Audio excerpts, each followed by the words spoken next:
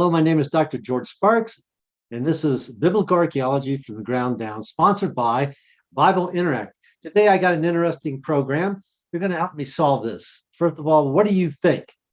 They found a tomb, and in the tomb from the Iron Age period, roughly possibly around 8th century BC, they found in it some grave goods of a mirror and also a sword. Now, what's interesting is usually when we find graves with just swords, they're identified with male skeletal remains. But when we find cosmetics, such as a mirror, then it's usually a female. So like today, we got weapons, you think a male, you see cosmetics and beads and rings and jewelry, you think possibly female. This one threw scholars in a loop because in this tomb, this individual, male or female, didn't know for years, was buried with both. So the mystery of a 2,000-year-old burial containing a mirror and a sword has finally been solved, with archaeologists discovering that the person buried with the grave goods was very likely, what do you think, male or female? Was a woman. The confusion regarding the grave occupant's sex came from the items that they were buried with. Swords are usually found buried along men and are indication of warrior status, while women are buried with mirrors.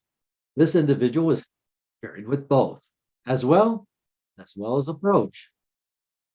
The burial site, situated on the Isles of Scilly in UK, was first uncovered in 1999. So it's taken quite a while to make this evaluation.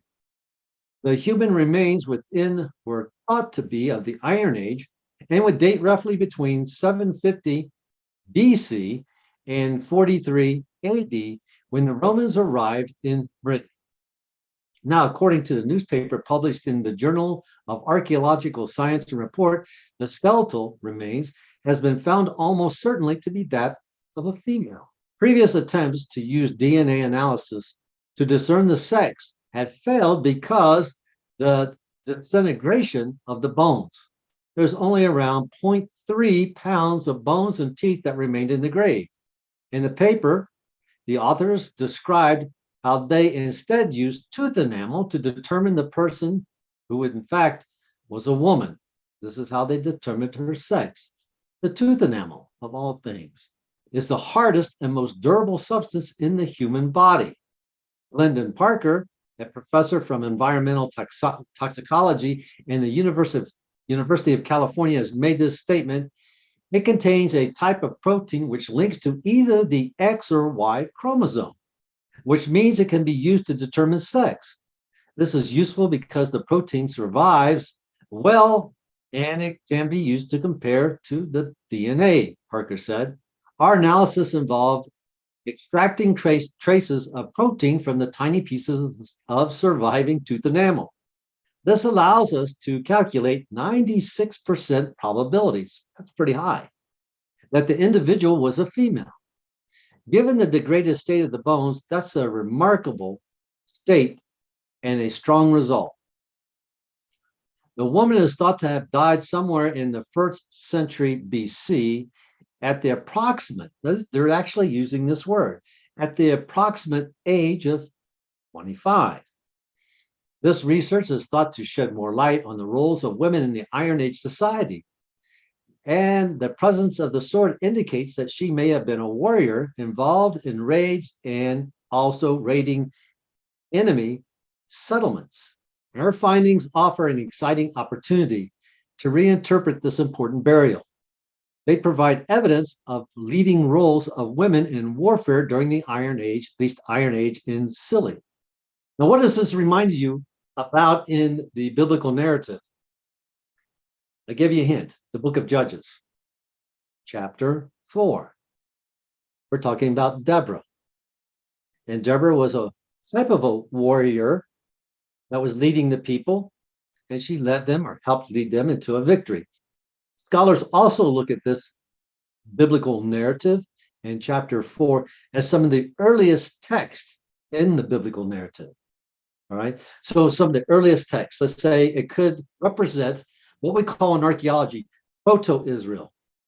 That's very early Israel. So we're looking at possibly the 12th and 11th century BC. And we also have a woman participating as a leader or among the people, and also during an act of warfare.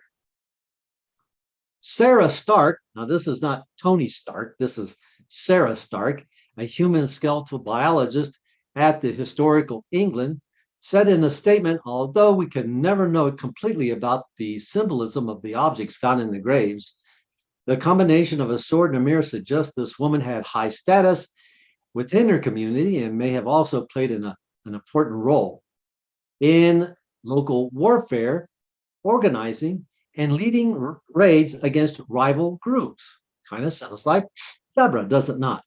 This could suggest that female involvement in raiding and other types of violence was more common in the Iron Age society than we ever possibly thought.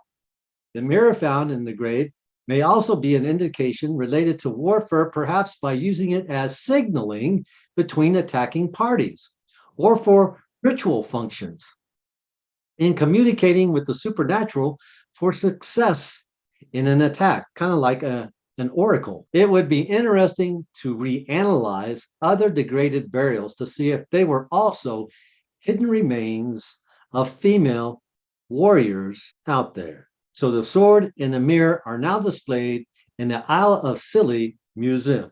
Now, let me share with you something. Let's relate this to the biblical text. I'll give you a book right here. You could probably pick this book up on Amazon very cheaply. It's an old book. It probably dates to the first printings, 1960, second printings in the 1970s. Archaeology in the Holy Land by Kathleen Kenyon, female archaeologist. Actually, it's Dame Kathleen Kenyon. All right. And in this book, she gives indications and pictures and drawings of tombs that they excavated in and around Jericho. And one thing they found, now this is not going to be identical, and I'm going to show you a picture from the book. They find a sword, or I could say in this case, a knife. Now you can see this is a bronze knife, and we have little rivets here. What was a wooden handle? Wooden handle would come out in two pieces because it's attached on both sides. And to hold the wood together, we have a limestone pommel. Can you see this? Let me hold it up. All right. So this holds the wood together, which represents the handle, and also is affixed to the bronze by these little rivets. And we find these usually in tombs of those with warrior status, but at least the skeletal remains will be male. All right. Now I'm going to show you another item. Now, both male and females would use this particular item, and it's called a toggle pin. And toggle pins were used to fashion clothing. And there are different styles. There are some that are very, very simple. There are some that are very elegant. And I have right here from the museum collection a very elegant type of toggle pin. Now, what I'm going to do is this would take place. This takes the place of a button. So I got a little button here. I fasten my clothes. But if I didn't have a button, I'd take a toggle pin and I'd fasten it together like this, except it'd be worn more on the side.